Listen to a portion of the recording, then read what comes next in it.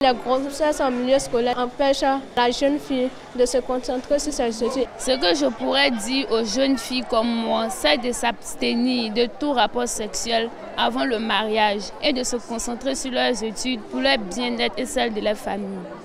Selon une enquête du ministère de l'Éducation nationale et de l'alphabétisation, 4 851 cas de grossesse en milieu scolaire ont été enregistrés de 2019 à 2020.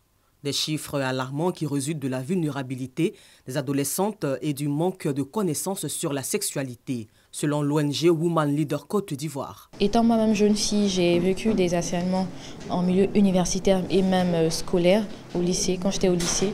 On s'est vraiment dit pourquoi pas aider ces jeunes filles-là à pouvoir s'en sortir. L'ONG Women Leader Côte d'Ivoire, à travers ses activités de renforcement de capacités sur l'éducation complète à la sexualité, a présenté officiellement son programme Jeunes filles, ta santé importe. Un programme qui a pour cible les jeunes filles âgées d'11 à 19 ans. La sensibilisation se passe sous forme d'ateliers de formation. Nous regroupons des jeunes filles et jeunes garçons dans les salles en nombre de trentaine et nous donnons la formation sur l'ECS. En tant que responsable dans la sphère publique, c'est donc notre rôle de pouvoir contribuer à lever toutes les barrières et tous les freins qui empêchent nos jeunes filles, nos jeunes sœurs de jouer pleinement leur rôle dans la société et d'exprimer leur potentiel. Cette année, l'ONG Women Leader Côte d'Ivoire effectuera une tournée dans les villes de Saint-Fra et de Divo. L'organisation prévoit donc de confectionner et de distribuer des serviettes périodiques avec des QR codes sur l'emballage qui permettront aux filles ayant des androïdes de scanner et de connaître la date de leur prochain menstru. Réunion du bilan à mi-parcours des activités menées par l'Observatoire de la solidarité et de la cohésion sociale de la région du Tongui.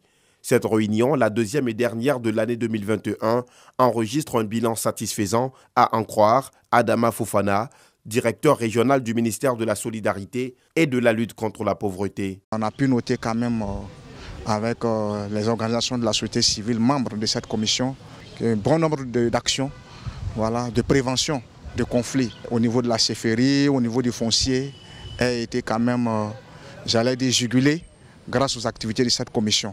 Président cette réunion de commission, au nom du préfet de région, préfet du département de Mans, Ba André Yao, a salué les efforts accomplis dans cette vaste région.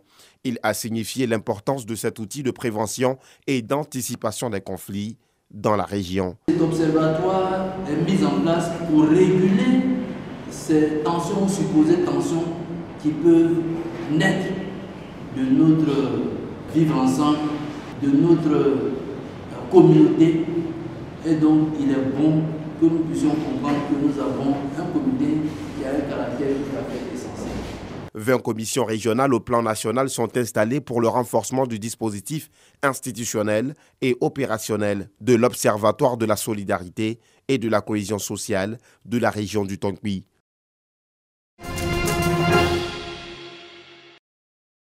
L'amicale Mongmoï vole au secours des enfants du centre d'éducation spécialisé Pouponnière de Yopougon-Port-Bouedeux. À travers son projet La Journée du Sourire, entend réhabiliter le dit centre, d'où le présent dîner gala de bienfaisance qui a permis la collecte de 3 500 000 francs CFA. Depuis pratiquement 4 ans, nous avons décidé d'offrir un joyeux Noël aux orphelins, aux enfants vulnérables et à ceux qui sont mentalement atteints. Un enfant a droit à un bonheur.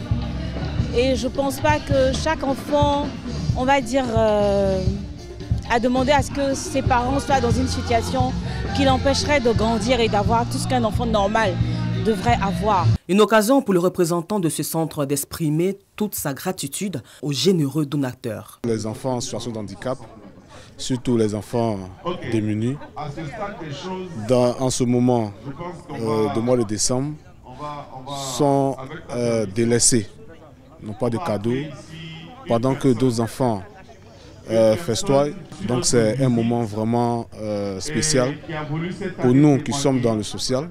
L'amicale Mongmoï ne compte pas s'arrêter qu'à ce geste, mais aussi faire connaître la joie de la magie de Noël aux pensionnaires de ce centre par un arbre de Noël à travers la 3e édition de son concept de la Journée du Sourire.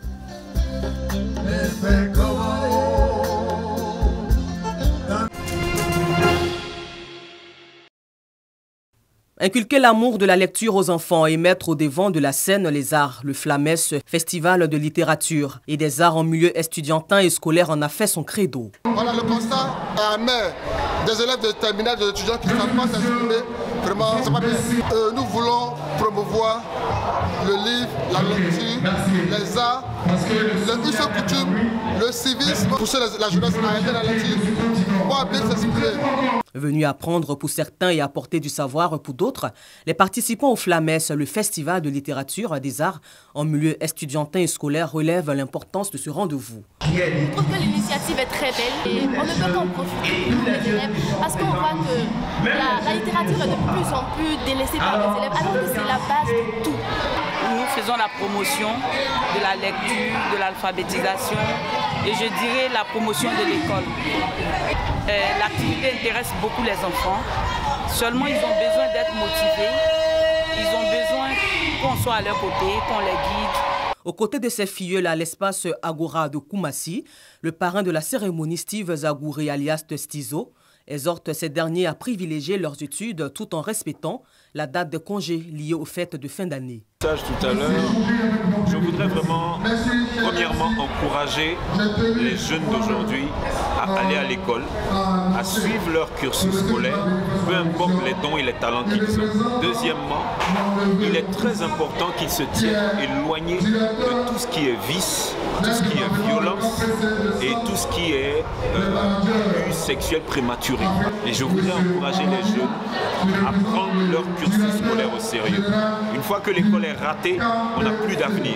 Cette première édition du Flamès a enregistré la présence du Centre technique des arts appliqués de Bingerville, l'INSAC et plusieurs établissements scolaires. La dictée, la lecture, la poésie et les chants sont les différentes épreuves qui les ont départagées.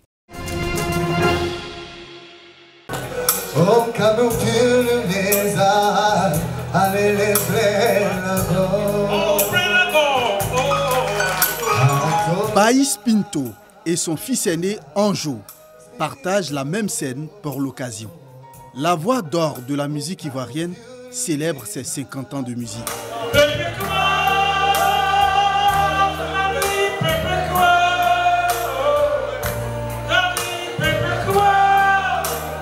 Pour le lancement des festivités marquant les 50 ans de carrière musicale de Baïs Pinto, autorités administratives et politiques n'ont pas voulu se faire compter l'événement. En présidant ce cinquantenaire, Madame la ministre en charge de la culture reconnaît de façon tangible le rôle important joué par Baïs Pinto dans tout l'écosystème artistique de Côte d'Ivoire, au niveau de la musique surtout, et traduit également l'accord, en tout cas du gouvernement de Côte d'Ivoire, puisque ce cinquantenaire est parrainé par le Premier ministre. Ce qu'il a porté à nos cœurs pendant 50 ans ne peut pas être mesuré. Toute l'année 2022 sera le témoignage de l'affection et de l'amour que les Ivoiriens vont lui témoigner, et que ce lancement d'aujourd'hui auquel nous participons est un événement de ce que représente Baïs Pinto pour les Ivoiriens. Les artistes doivent être fêtés et Baïs Pinto, il est pour nous ce que Johnny Hallyday a été pour la France. Au menu de ce cinquantenaire, plusieurs activités. Le 14 février, la Saint-Valentin du cinquantenaire de Baïs Pinto. À la fin juillet, vous aurez la semaine culturelle à l'INSAC dédiée à Baïs Pinto, avec la sortie de son livre éponyme, Baïs Pinto, l'intemporel. Et en cours d'année, vous aurez aussi la sortie de son album, éponyme aussi. À 70 ans, Galé Baïs Sylvestre, à l'état civil, continue de bercer son public de son riche répertoire.